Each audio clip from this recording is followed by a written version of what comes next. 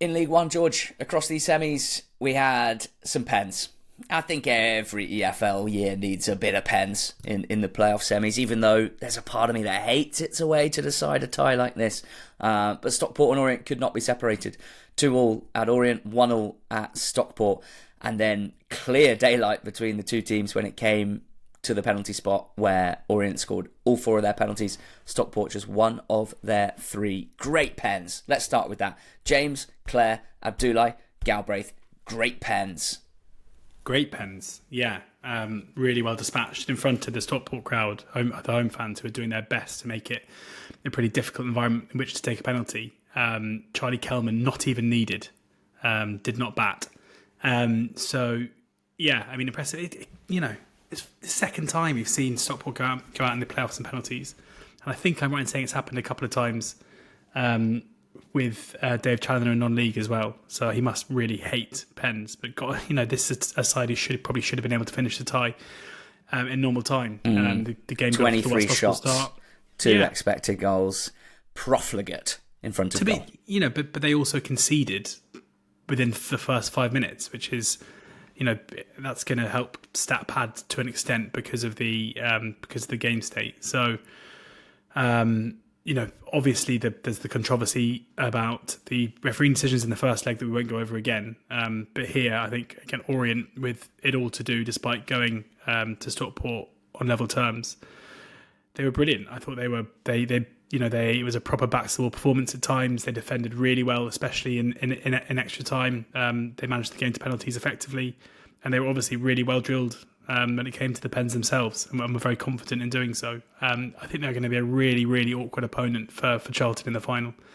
They're just a team that have serious belief. Like Richie Wellens is someone who has real belief in himself. I think that's very obvious, and it feels like when his teams are good and at their best, like the Orient team in League Two, they kind of echo his self-confidence and their kind of scrappy nature. And that is exactly what Leyton Orient have, and not without quality too. I think Omar Beckles is really inspirational. What's maybe a kind of weird way of starting what is effusive praise about an individual is that I don't think Beckles has been considered a particularly good player as a centre-back for quite a long period of time. I'm just looking since we've been doing the pod. Look, he played for Aldershot in the National League 15-16, and then he played for Aki for a season, and he played 3 seasons for Shrews, of which the last season, I don't know if he was injured, but he only played 11 games. It was a COVID season. He then played 1 year for Crewe in League One.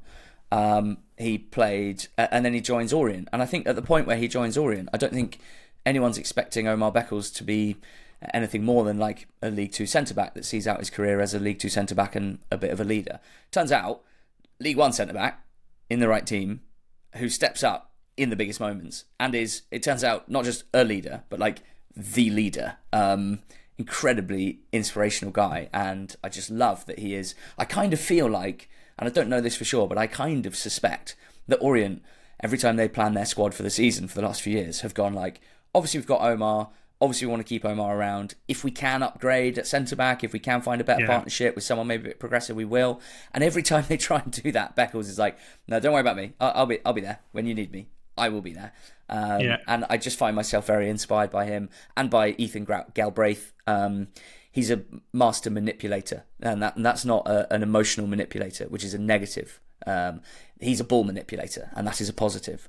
Tight spaces, players closing him down, no problem. He could dribble past someone in a phone box. But not only that, what I've noticed is the quality of his forward passing. Just like, and not even like, you've got on the pitch here, you've got Norwood playing Norwood passes, and they are sensational. You've got Galbraith's much more precise with like clipped balls that go 15 yards but land straight onto the chest with someone running onto it so that they can keep the ball moving rather than have to take a touch to slow them down. Just a sensational player, played a great ball for the first goal, scored by O'Neill, and obviously scored his pen as well. And it is going to be great to watch on the big pitch at Wembley as well, and a big player in that game. For Stockport, got to be... I've seen a lot of pride from their fan base on socials about the season that they've had. I love that that's generally the reaction after the first bit of disappointment. And how could it not be? George, promoted last season, 3rd in League One, sensational league campaign over 46 games, and then clearly good displays, poor inside there, the attacking box in particular, but you could say both boxes. Very unhappy, and rightly so, to have conceded an offside goal in the first leg that should not have counted, and lose on pens again in the playoffs. But probably be pretty strong again next time out. And there's maybe an argument. I mean, if you look at, say, I don't know, Wycombe, for example. I mean, I kind of thought it might happen with Oxford as well, where it feels like sometimes teams can be promoted maybe a bit early. With Stockport, their quality is very obvious. I'm not necessarily sure that they would track with them, but certainly their year-on-year progression means, in my mind, I find it impossible to believe that they won't be a team that challenges for promotion next year out of League One. And I think they'll improve again. And therefore, should they win promotion, they're probably in a better place to try and consolidate that in the Championship. It's what happened in League Two, where they were beaten on penalties by Carlisle in the final.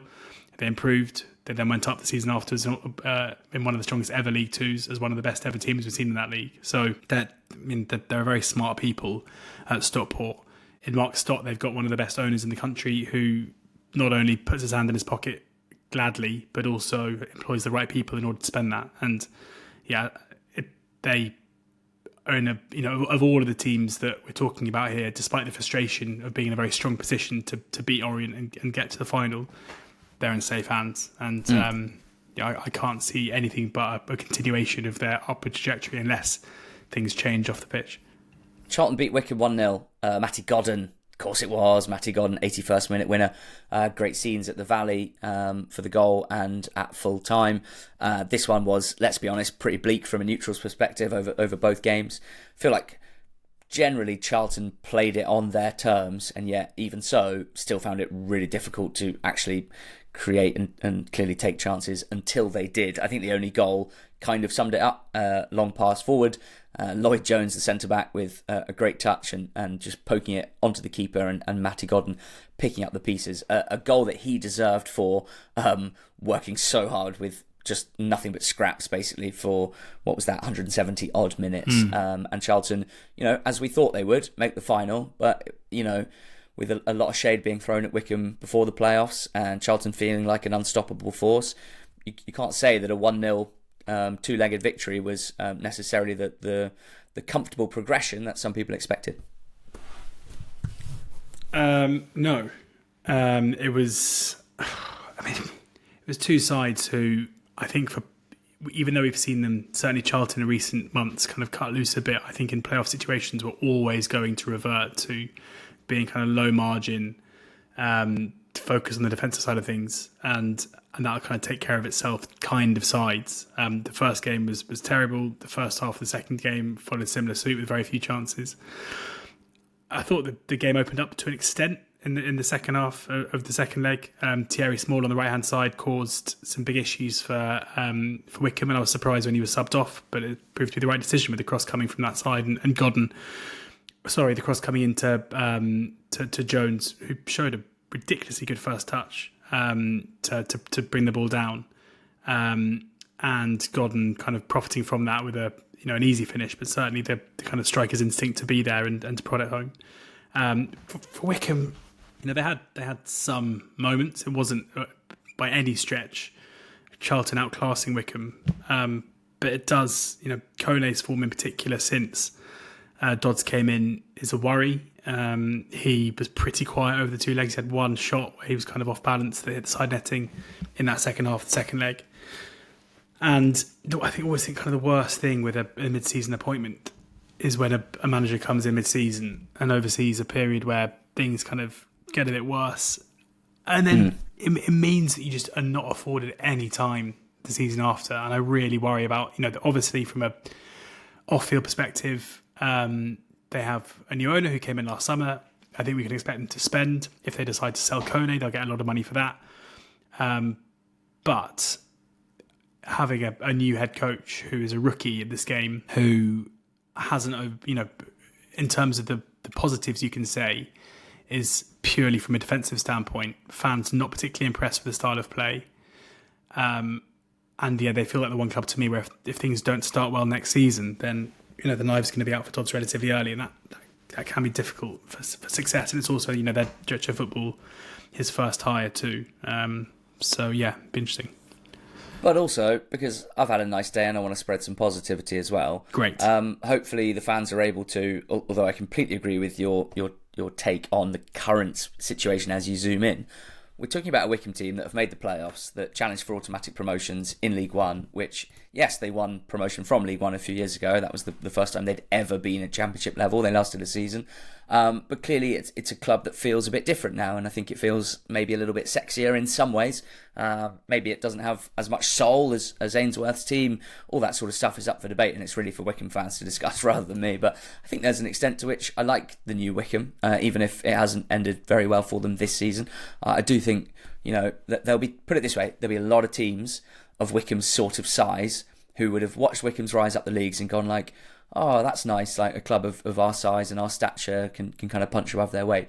Now, like, I think Wycombe seem like they can flex their muscles a little bit, and the extent of the financing, I don't really know, if I'm honest, and I don't know how sustainable it is, and they've surely got a lot of work to do with this squad this summer, because a lot of loanees, a lot of older players like McCleary, for example, Scowen with an ACL, and the two lads who came from Scandinavia in January, Hagelskar and Vestergaard, who've just been sitting around for 6 months. Are they going to be starting on opening day, or is that just not worked out at all and they'll be going back? I don't know, but there's quite a lot of work to do, and it'll be interesting to see to what extent they can try and be kind of hefty, financially muscled League One club over the summer now that Birmingham and Wrexham are gone.